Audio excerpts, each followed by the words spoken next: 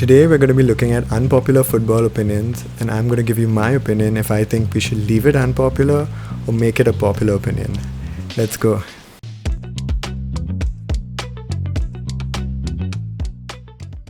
Okay, so I'm going to go through some unpopular opinions on an Instagram channel called Puberty Sport. They keep posting unpopular opinions and I haven't gone through their latest one. But looking at the first opinion here from DC Jabulani, Phil Foden got a better Premier League legacy than Cristiano Ronaldo.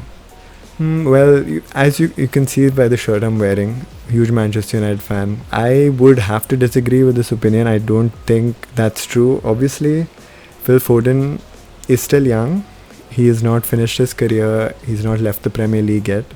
At the end of Phil Foden's Premier League career, I think we can have this discussion.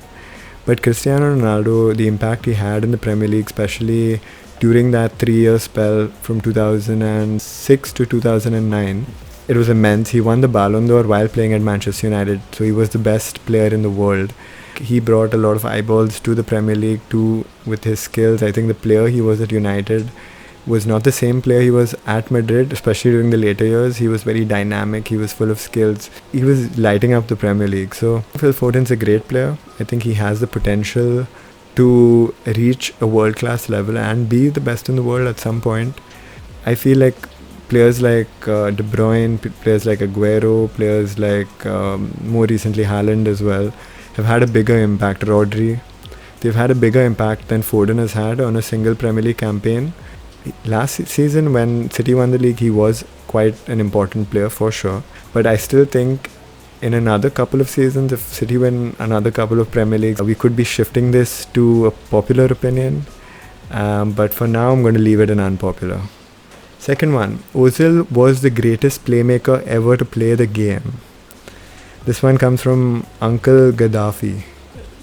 So this one, people have to go extreme. I guess that is what unpopular opinions are. The greatest ever playmaker. That's a difficult statement to back when you have the likes of De Bruyne, when you have players like Iniesta, Xavi, when you have even wingers like Henry who got so many assists in the Premier League. It's hard to say the greatest ever. I think he's in the conversation just for the amazing player he was. I think if you watched him play, the way he saw the game was brilliant. And have you seen pictures of him recently? He's gotten super jacked. That's just a random Ozil fact. He is one of the greatest playmakers for sure. If he's the greatest ever I think he's in the debate. I don't think this is a ridiculous opinion. I would say leave it an unpopular because I may be missing someone on the top of my head. But the greatest ever is a hard statement. I think one of the greatest, I think make it popular. That should be a popular opinion. But the greatest ever, when you have players like De Bruyne, when you have players like Fabregas, Xavi, Iniesta, I don't think you can say the greatest ever. I wouldn't back the statement wholeheartedly. Antony is Man United's best winger. This is by Lenny Euro United. Somehow doubt it's the actual Lenny Euro. This is just wrong. This is just not a right opinion at all. I mean, let's go with the obvious first. Rashford's better. Sancho is better. I think Garnacho has showed better form last season. I would say Ahmad has showed better form end of last season, beginning of this pre-season. Obviously, you can't judge anything by pre-season, but I don't think he's United's best winger. We overpaid a lot for him. I think he was a functional player in a system, but I don't think we are at that system yet, and I don't think we can carry him in our team based on how we're playing right now. At least what he's shown so far, he is 5th choice winger at Man United. If you count Xerxes as a winger, probably 6th choice. So this is a very unpopular opinion, and I'm going to firmly keep it in the unpopular section. Hey guys, it's Wayne. Welcome back to my channel. If you're enjoying the content you're watching, please like, please subscribe. It's free of course, and it does me a huge favor. So yeah, let's head back to the video. Pele wasn't that great of a player. This is by Southwest Gooner. I find it hard to judge a player who I've never watched play live or I've never had enough video evidence to properly watch games of. I don't think Southwest Gooner was old enough to watch Pele, or the games weren't really shown as they are today, right? So it's hard for me to judge, but based on people's opinions, and like people who were there back then or people who may have watched him, he was a great player, and I'm not going to discount that. So I don't think you can say that he wasn't that great a player when I don't think any of us have watched him play. But his goal tally speaks for itself, even if it was a bit padded maybe by some goals against a weaker side. I still think he is a great player. I think that's a very unfair statement to make, considering the fact that he scored so many goals against so many different teams at the World Cup. I just think it's unfair to make a judgment on Pele when none of us have watched him play. But based on popular opinion, he is a great player, and I'm not going to make this unpopular opinion popular because I think it should stay an unpopular.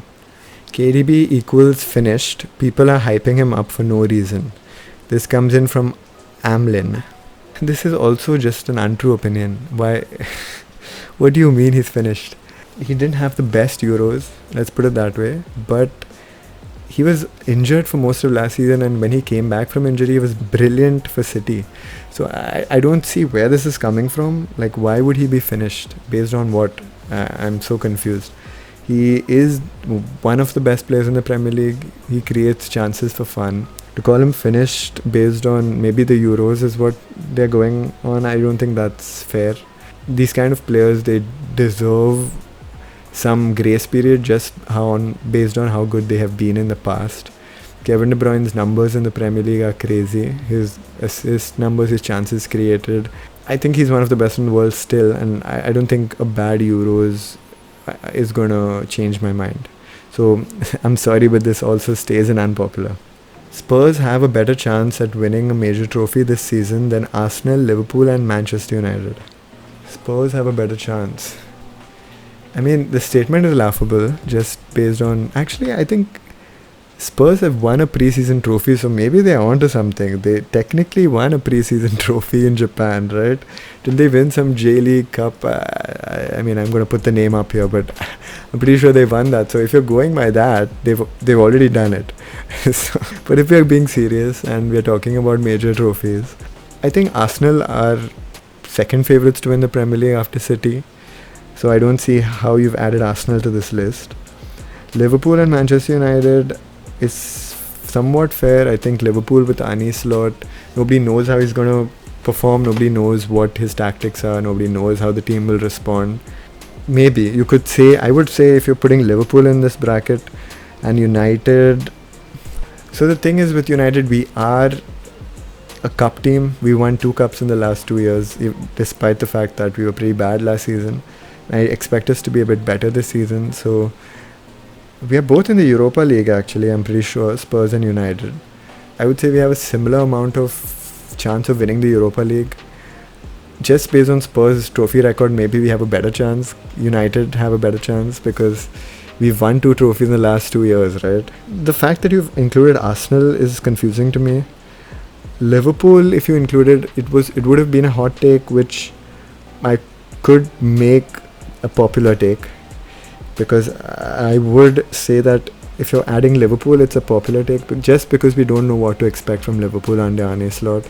So I would say maybe they have a better chance statistically. United also, I could get it because Spurs looked decent last season, especially the first half. Second half they just fell off a cliff, but first half they looked decent under Ange, and I really like his tactics, the way he plays. So maybe they are onto something. If you're adding this take as it is, it stays an unpopular.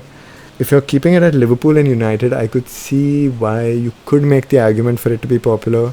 But I would still say United have a better chance. If you're keeping it at Liverpool just because Liverpool is unknown next season, I would say statistically you could make that claim, but it is an unpopular opinion for sure. Ronaldinho was overrated. Bobby, the problem Fagan. He isn't. He just isn't overrated. I think if you watch Ronaldinho play, or you watched even if you watch Ronaldinho's highlights, go on YouTube, type Ronaldinho highlights. He is everything that is beautiful about football if you watch him play. So where this take is coming from is confusing to me. The argument you could make is that he had a shorter peak, possibly because he didn't look after himself that well. If you read certain articles about him partying and things like that, you could come to that conclusion. Maybe it's not true. I'm just making a guess here. I wouldn't say that he's overrated at all. If you watch him play, the things he could do with the football, the goals he scored, his prime at Barca, I would say this is a very, very unpopular opinion, and I'd better stay an unpopular because he's definitely not overrated. Manchester United will win the EPL this season. From Gold Digger. Well, I like the way you think, Gold Digger, but being a Man United fan myself, I find it hard to get by this. I would love to make it a popular opinion, but we were miles off it last season, the worst ever Premier League season, finishing 8th. It's hard for me to back this claim. I would love to be positive and back it, but I just don't see us winning the Premier League, at least for a couple of seasons. I think we are looking like we're heading in the right direction, but City are miles ahead. Arsenal are also quite ahead. I would say Liverpool have a better team right now. Aston Villa looked really good last season. I'm excited to see how they will perform this season with Champions League football. But Manchester United will win the EPL. I really can't. I would love to back this claim, but I can't. Let's be honest. United are probably 5th favourites or 4th favourite. We are not done with signings yet, so it's hard to quantify it. But I would love if this happened, and I love your positivity, Gold Digger, but it's not going to happen. Unfortunately, it stays in unpopular. Paul Scholes remains the most overrated player in England's history. I don't think I need to say anything for this. This is an unpopular opinion. It needs to stay unpopular. I don't think anybody overrates Paul Scholes. I would say he's underrated. Maybe you only see good players talk good about Paul Scholes. I think people didn't give him his flowers. The England manager definitely didn't rate him, not playing him rather, ahead of or even with Scholes and Lampard. Again, if you watch Paul Scholes play, or even if you watch highlights, the way he plays, his understanding of the game, his passing ability, the way he controls the tempo of a game, early in his career, the way he would dart forward, his volleys, goal scoring, just the things he could do with the football is brilliant, and I think he's underrated, if anything. I would say he's rated fairly, but definitely not overrated. So there you have it. I went through a few unpopular opinions. I would say maybe the first or second are the only two which I could have made popular. The rest were just unpopular, unfortunately, but I enjoyed going through these. It's a nice thought experiment, fun to understand people's logic, why they would make such a statement, and I hope you guys enjoyed it as well. If you did, please like, please subscribe. So if you want to know why I believe Manchester United will be heading back to the top soon, you can check out this video that I did about the new changes at United and why we're heading in the right direction. Please check that video out if you like this one, and I hope to see you back in this channel soon. See ya.